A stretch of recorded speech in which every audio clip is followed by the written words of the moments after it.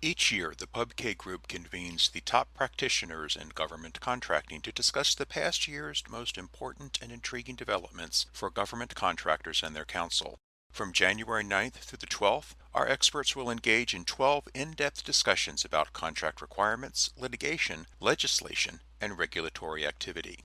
For a preview of this year's event, join us now for this special edition of Bona Fide Needs with host Arnold and Porter partner Mike McGill and his guest, PubK President Alan Chvotkin.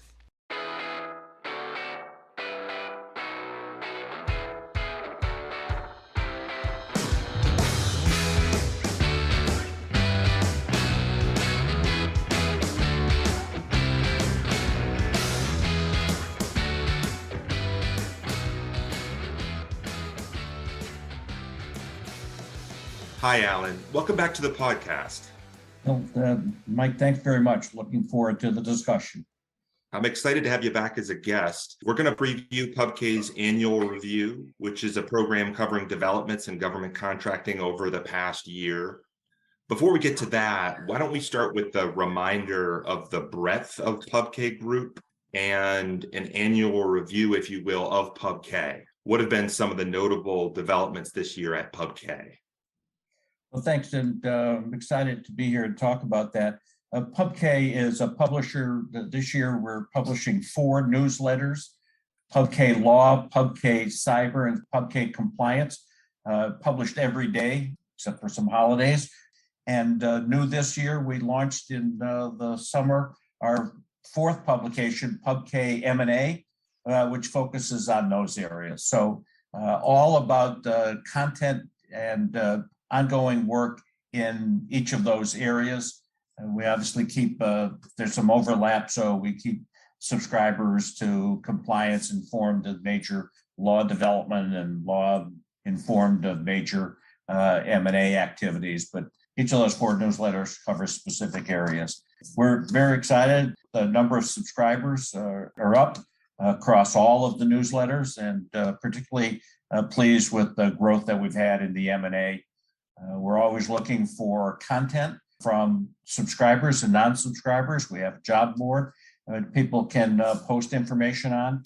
And as importantly for subscribers, we have an extensive library of all of the material that we publish. So that's a great resource. If you don't happen to remember about a particular case or an issue, that library is a good repository of the work that we've done and the information that we've made available. The annual review, our signature event for the year. This is our 8th annual session that we'll be holding. Session this year will be January 9th through the 12th, 2023. And over those 4 days, we'll do 12 different sessions covering key segments of federal contracting law, everything from protest and False Claims Act to small business construction and mergers and acquisitions. Registration is free. You don't have to be a subscriber to participate. And we're make that available to all subscribers and those who have been following PubK.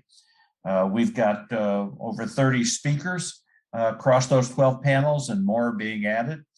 So registration is now open. I encourage people to go to the PubKGroup.com website and click on the annual review for 2023, and you'll see the list of all the panels that we're holding, the names of all the speakers that we've got committed, and registration is simply a click on the sessions you're interested in. Someone can register for 1 or 2 or all 12, and then we'll provide information closer to the sessions about the links for each of those programs. And Alan, it's going to be virtual again this year, correct? That's right. We had good experiences over the last 2 years with the virtual programs. And last year, a significant number of our attendees were outside the metropolitan Washington, D.C. area. That was very encouraging to see that we were able to deliver content to such a large segment of our interested population, both subscribers and non-subscribers, who were outside of the DC area and probably would not have been able to travel into DC for an in-person meeting. We obviously missed the camaraderie of an in-person session, We keep asking ourselves and sponsors and others about redoing that. It's still on the table for the next year's session, but for right now, everything, the program is all virtual and only virtual. Great, thanks, Alan. Let me quickly, I think it'll be helpful for the audience to just quickly run through the breadth of the 12 panels. And so bid protest is on Monday, January 9th from noon to 1:50 p.m., all times Eastern. Then investigations, disclosures, and suspension and debarment follows on the 9th at 2 p.m. and runs until 2:50. Then labor and employment on the 9th from 3 to 4:50. Then on Tuesday, the 10th, starts with cost, pricing, and audits from noon to 1:50 p.m. Eastern, followed by grants and cooperative agreements on the 10th, starting at 2, running to 2:50. Then cyber and information technology, that's on Tuesday, starting at 3 o'clock, running to 4:50. Then on Wednesday, the first program at noon is claims, disputes, and terminations, running until 1:50. Followed by construction contracting at 2, running to 2:50, followed by small business contracting, starting at 3 on Wednesday, running to 3:50. And then finally on Wednesday, from 4 to 4:50, there's the mergers and acquisitions panel. And then the last day is Thursday, the 12th, starting at noon is the False Claims Act, Foreign Corrupt Practices Act, Fraud and Enforcement panel, starting at noon, running to 1:50. And then the last panel this year is statutes, regulations, executive orders, and policies, which starts at 2 o'clock, runs to 3:50 on the 12th. And so, Alan, what is the situation as it currently stands in terms of CLE credit for any of the programming this year? Again, this year we'll solicit CLE credit from 6 or 7 states. We have to have the material in advance in order to apply. So the CLE credit, while we're applying for it, we won't know what we've been approved for until after we get all the program materials together and submit it. Last year, we were approved by each of those jurisdictions for significant CLE hours, each one a little different in what they allowed. Some allowed virtual programming to receive credit.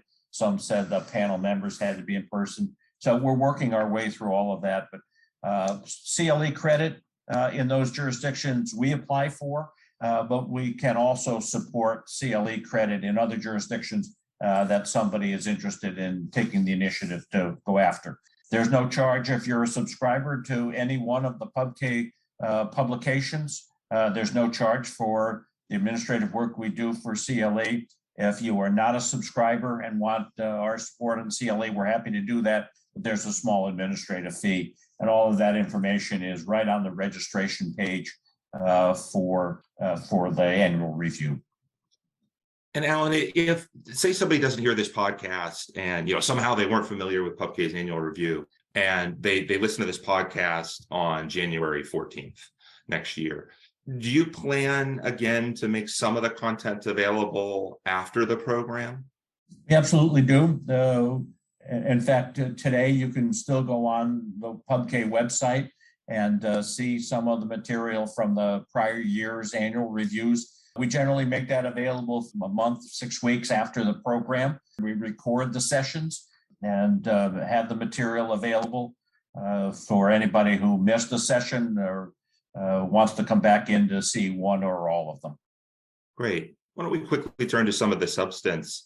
The subjects and topics that will be covered in some of the sessions are fairly self-explanatory and focused in some ways. The audience probably has a good sense of what will be covered in the protest session. For example, it's going to cover general trends, presumably at GAO and the Court of Federal Claims, and then highlight key decisions that impact practitioners and contractors over the past year.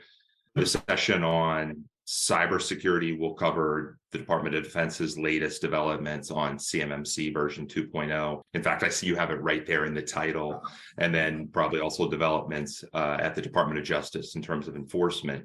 However, some of the sessions have certainly broader topics. So I think it might be helpful to provide a bit of a roadmap, and maybe we could flag some of the sessions that will be covering certain subjects and topics that are likely to be of interest. And just, Alan, to start with one that a lot of people in this space are focused on, which are the environmental regulations, including the proposed rule out of the administration on greenhouse gas emissions. How will you be covering those during the annual review, but both that rulemaking and other developments in the green procurement and environmental space this year? That's a great question, Mike. And we saw as the rulemaking was developing, as the Biden administration was issuing lots of executive orders and directives to the federal agencies. We didn't have a natural home for that. We didn't have a special segment on climate and greenhouse gas. So we are going to, we'll have someone address that specifically as part of the statutes, regulations, and executive orders. So while that segment is very broad, there are lots of executive orders. We're going to carve out, and the panel members will carve out a special segment just on the climate and the ESG matters. So while it's the last session of the last day, it'll have a significant portion of the conversation. So too, lots of money. Congress has passed both the Infrastructure Act and the CHIPS Act. So there's going to be a lot of new guidance coming out around those. Our construction panel is going to take on some of that information, some of those initiatives. And yes, there's statutes, and yes, there's regulations, but the construction panel uniquely is going to talk about where we've been this year in some of these construction matters, the legal policy issues, but also what to anticipate, what's coming down the road for the infrastructure plans, as well as the CHIPS Act. Thanks, Alan. And you mentioned at the beginning that you'd launched the new newsletter, PubK M&A this year, and we have an M&A panel. What do you expect that panel will end up covering this year? Well, there's a lot of developments in both the marketplace as well as the legal and compliance matters. So as the M&A activity has grown, not just among the large companies, but also among the mid-tier and upper small businesses, attention to the myriad of requirements for mergers and acquisitions, compliance matters, due diligence, what should be in data rooms and things of that sort. We've tried to pick up those matters as they've evolved through the M&A newsletter, and I'm confident that our panel, which will have both two attorneys, well-known practitioners in the M&A world of government contracts, as well as a representative from one of the investment firms, will be able to address that very, very well.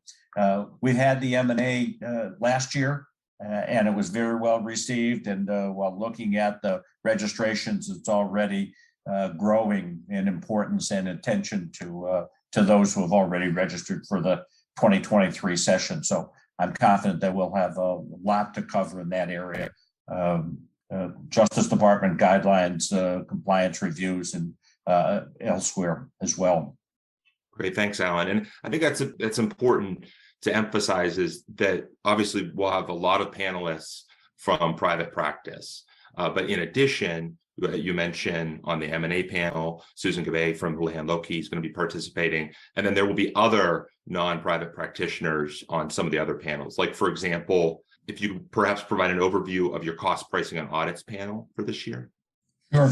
But one of our classic sessions, and we've got 3 from the accounting firms that are taking the lead. We're also have invites out to an attorney to help us on that cost pricing panel. There's so much going on in the allowable cost world and the regulations associated with that. It's always a very well attended, very well presented program. But to come back to the point about not just the practicing attorneys, we've got 2 other government officials who are participating. One on our cyber panel, Kristen Grimes, who was from the FBI. She's Assistant General Counsel at the FBI and has been actively involved in some of the government activities, investigations around cyber. Will be joining us on the cyber panel again this year. And Sam Lee, who's a senior attorney at the Small Business Administration, and a good friend of PubK, will be joining us on our small business panel because of the significant number of changes that are taking place in the small business regulatory as well as enforcement areas. So we're always looking for non-traditional participants. Sometimes government has a little bit of a challenge participating, agreeing to participate, although they're a significant subscriber to the newsletters. We'd like to find opportunities of bringing that government voice to the program. I'm particularly pleased that we have a number of non-attorneys joining us in the program across the whole spectrum of opportunities. And Alan, actually, a lot of the program will focus on procurement contracting. But of course, as I mentioned, as we walk through all the panels, you have a panel that's focused on grants and cooperative agreements this year as well. Perhaps a quick overview of what you expect from that panel this year. For those who may not know, grants dwarfs spending on contracts. Now, over $700 billion in federal spending on grants, where contracts is a mere $600 billion. So a significant portion, and many of the companies are competing for both grants and contracts. So it's an area that has always been of interest. We track those during the course of the year. In terms of activity, it's got its own separate regulations. And over the past couple of years, the grants regulations at 2 CFR 200 has gotten closer and closer to the federal acquisition regulation. But there are some key differences. So this grants panel is really going to look at where the trends are coming from in grants only and integration of the grants world with the procurement world, the contracts world, everything from the regulatory standpoint all the way through suspension and debarment rules. Again, while they're separate, they're getting closer and closer together. I want to come back to the point you made about OT, other transactions, because we're going to touch on that in a number of different ways. Obviously, in contract formation, that's critical. The federal government generally and the Department of Defense in particular has been an aggressive user of other transactions through the Defense Experimental Unit, contracting activities, use of consortiums. We'll look at that in the bid protest area. There's been some decisions at the Government Accountability Office, the Court of Federal Claims, about the scope of protest of other transactions awards. So we'll probably touch on that in a number of different ways across many of the panels, including some of the fraud and enforcement issues as well. I mean, it's real dollars, they're real contracts, they're just not FAR-based contracts. And so we've got to make sure we're tracking those activities as they arise. Great. I think that provides a good introduction and overview of the annual review. And I can offer my own pitch for the audience. I end up watching at least a few sessions every year. I find it helpful to catch up on things that I may have missed, especially in areas that are peripheral to my primary practice. And many of the sessions, as you probably picked up on, are not only relevant to lawyers, but they're also relevant to non-lawyers in a number of respects. So I think we can wrap the preview there, Alan. But before I let you go, I do want to take the opportunity, and I asked you this when we previewed last year's annual review. I would like to ask you, given where you sit and your expertise and your experience, I would like to take the opportunity to get your views on 2023. Because the annual review, like our podcast, touches on things that are coming down the pike, but it primarily focuses on what has happened and reporting on what's happened and what that means. But I'd be interested in your thoughts on what do you see as maybe 2 or 3 items that you expect in 2023 that will be a focus perhaps of the year in review for, that's in 2024, looking back at 2023. Oh my gosh. Well, a couple of things come immediately to mind. First of all, the congressional change of control in the House of Representatives is going to have a significant impact on a lot of activities. Much of the oversight that was held this year, particular by the Democrats in the House and the Senate of the administration, has been supportive oversight, challenging to policies and procedures, but more supportive than accusatory. I think that oversight will change in the House of Representatives. In addition, the federal spending levels going forward are going to be under review. I'm hoping that we'll have a full appropriations for the federal government before we convene our 2023 annual review. But the 2024 appropriations are going to be critical. How much is allocated to defense versus non-defense will be important for programs across the federal government. And as the money flows to agencies, some of that flows out in contracts and in grants. And so the flow of funds and the nature of what the government buys may be shifting as well. So last year, we saw significant growth in spending in cybersecurity. I don't know if we'll continue that level or information technology, or whether the Defense Department will have some more traditional spending on their weapon systems. There's always emerging issues around emergencies, such as continued funding in Ukraine and disaster funding. Those bring special rules and opportunities. So it'll be a while before the House of Representatives organizes, not in the formal sense, but in the operational sense. Yet the issues from the administration, without the ability to get some legislation enacted, I would expect a significant growth in presidential executive orders again next year. But as we saw this year, lots of legal challenges to the scope of the president's authority to undertake everything from vaccinations to debt reduction.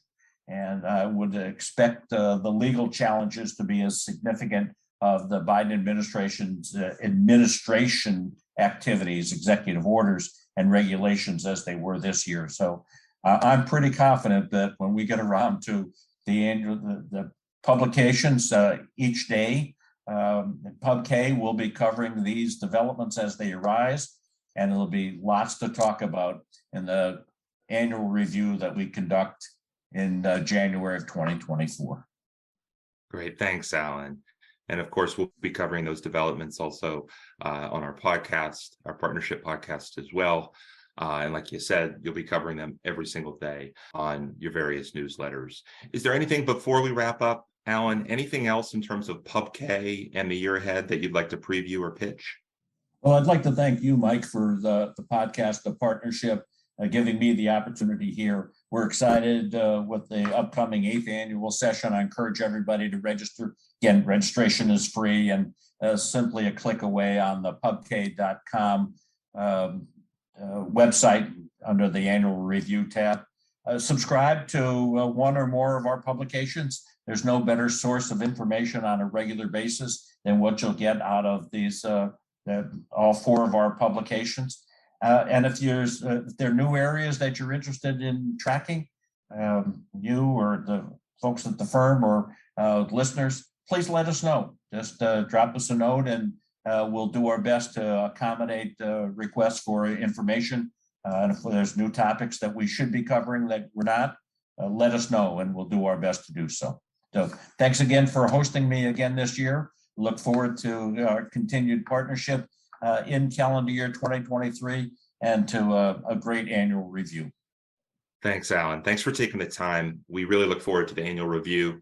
And we look forward to hopefully having you back on the podcast in the future to hash out developments with us and explore issues of interest to this community. Thanks again.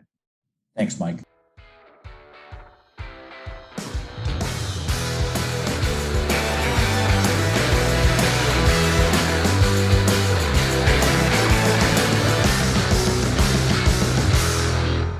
Bona Fide Needs is a joint production of and copyright Arnold and Porter, providing legal advice and thought leadership for government contractors, and the PubKGroup, publisher of daily news and insights for government contractors and their counsel. This podcast is produced by Mike McGill and Bill Olfer.